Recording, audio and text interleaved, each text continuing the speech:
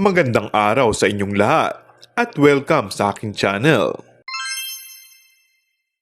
Vice ganda, naging emosyonal na mabanggit ang tungkol sa pagkakaibigan. Masaya ngunit nauwi sa lungkot ang mga pahayag ni Vice na mabanggit nito ang tungkol sa pagkakaibigan.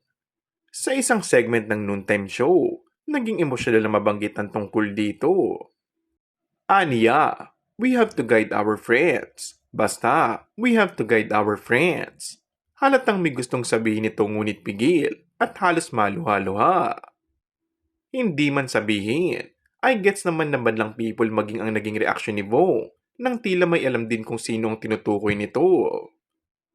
Kilala si Vice na may malambot na puso pagdating sa tunay na samahan at mga taong naging bahagi ng kanyang journey. Madalas siyang maging emosyonal kapag nararamdaman niya ang lalim na koneksyon nila ng kanyang mga kaibigan.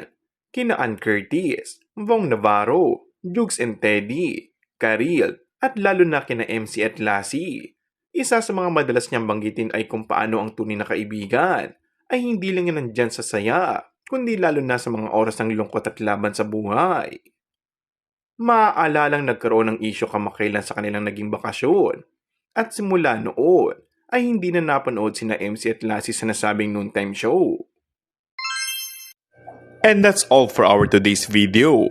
Kung bago ka lang sa aking channel ay mag-subscribe at pindutin na rin ang notification bell. Maraming salamat!